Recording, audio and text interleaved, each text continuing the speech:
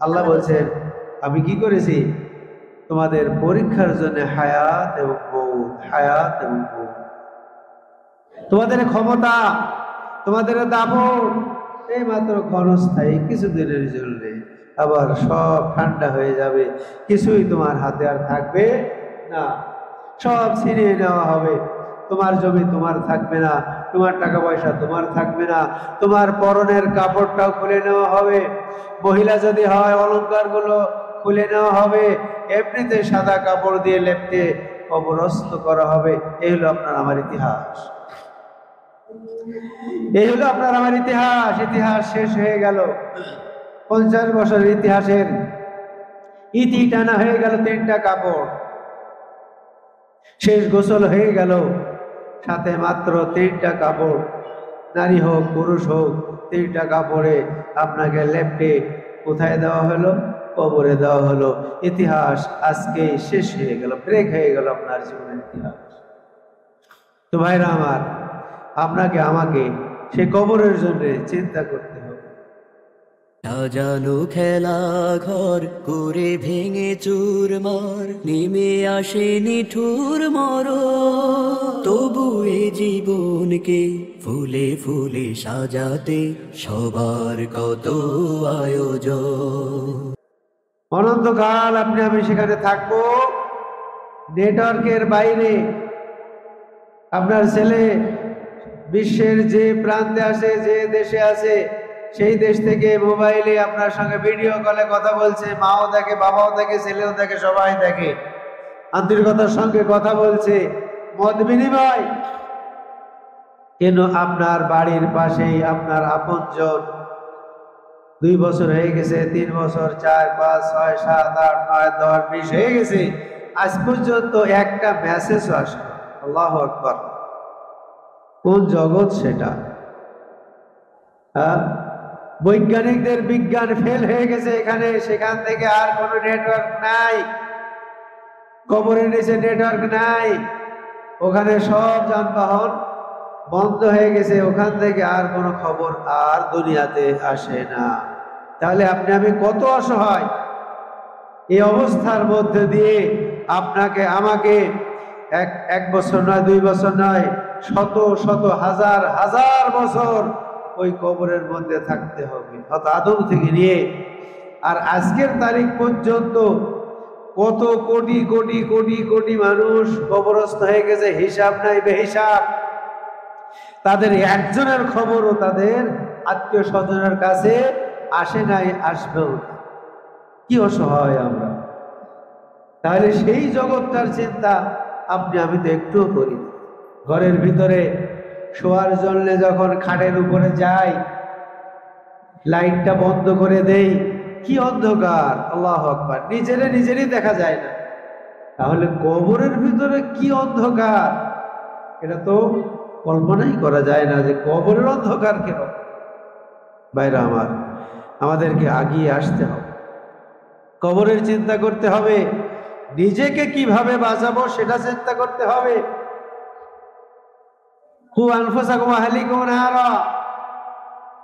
আগে কি করতে হবে? নিজেকে আগে বাঁচাতে হবে।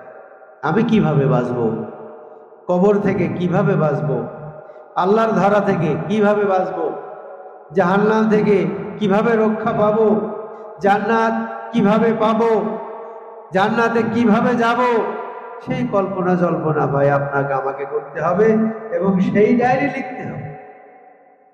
সেই ডায়েরি আজকে যত গন্ডগোল, ফিতনা, ফাসাদ সব দুনিয়া নিয়ে, মারামারি জমাজমি নিয়ে, মারামারি ভাগাভাগি নিয়ে, মারামারি টাকা পয়সা নিয়ে, খালি দুনিয়া আর দুনিয়া, মারামারি সব এখানে।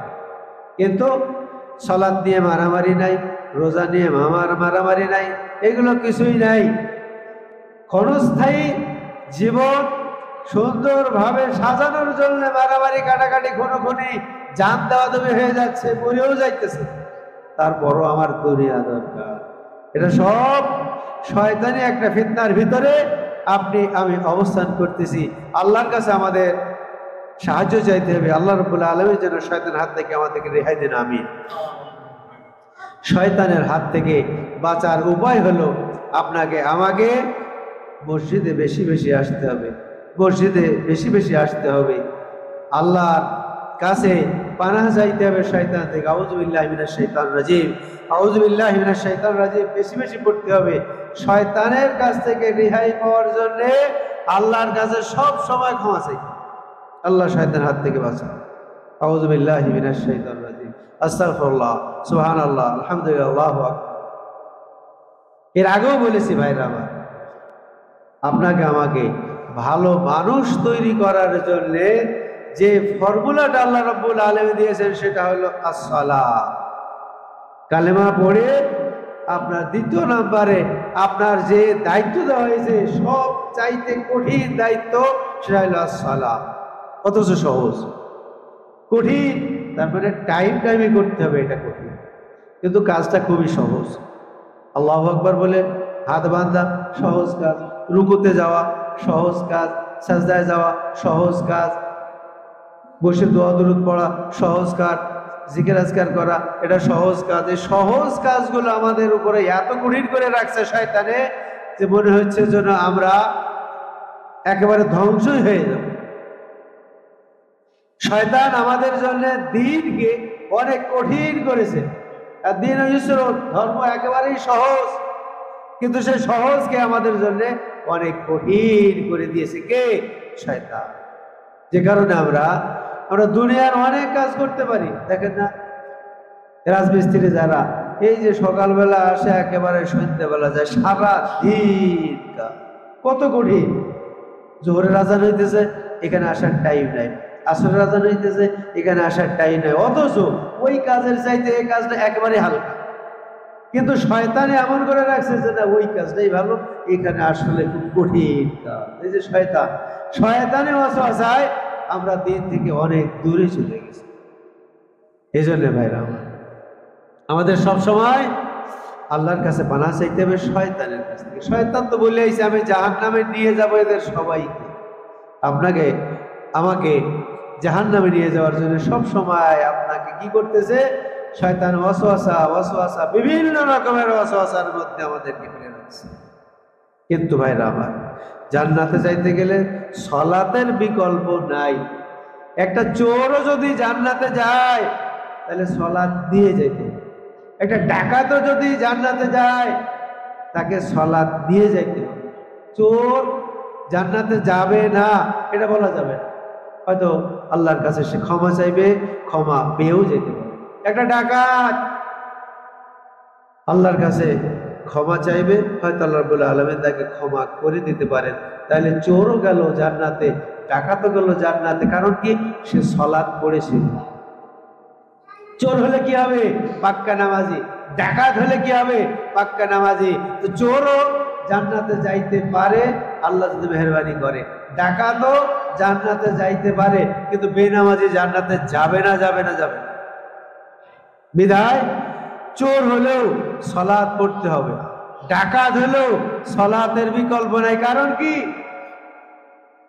চুরি করেছে একটা অপরাধ, কিন্তু সে যদি সালাত আদায় করে তাহলে সালাত পরিত্যাগকারীর যে গুনাহ এই চোরের হলো না। আপনি চুরি করেন না কিন্তু আপনি বেনামাজি, এই চোরের চাইতে আপনি খারাপ।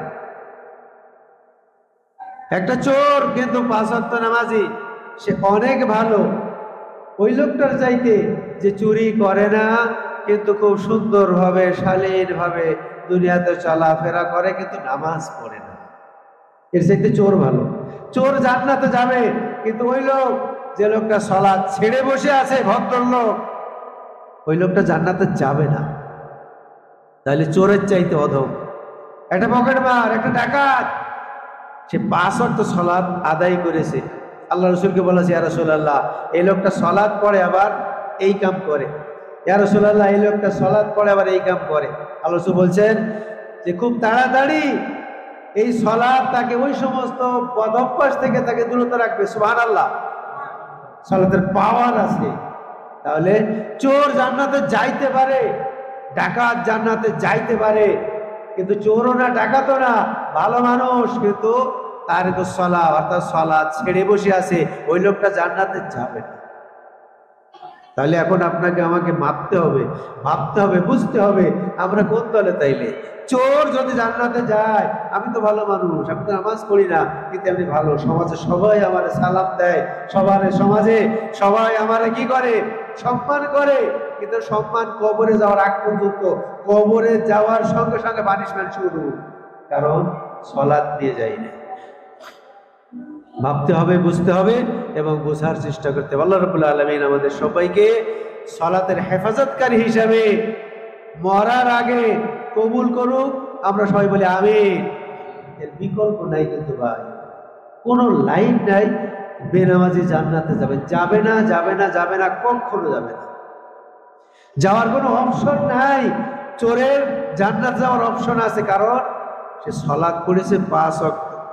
ঠিক আছে, চোর চুরি করেছে, অন্যায় কাজ করেছে, আল্লাহর কাছে ক্ষমা চাইছে, আল্লাহ এই কারণে অভাবে স্বভাব নষ্ট, আল্লাহ আমি কাম করেছি, আল্লাহ তুমি মাফ করে দিন। আল্লাহ গফুর রহিম হয়তো মাফ করে দিয়ে তাকে জান্নাতে দিন, সুবহানাল্লাহ।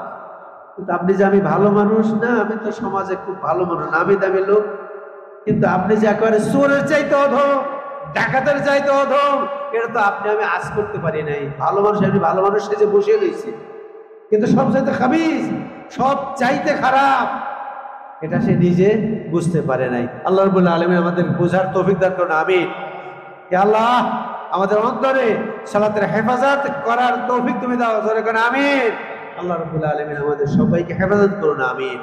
এবং বেশি বেশি করে আউযু বিল্লাহি মিনাশ শাইতানির রাজিম পড়তে হবে, শয়তানের হাত থেকে বাঁচার চেষ্টা করতে হবে। আল্লাহ রাব্বুল আলামিন আমাদের সবাইকে কবুল করুন, আমিন।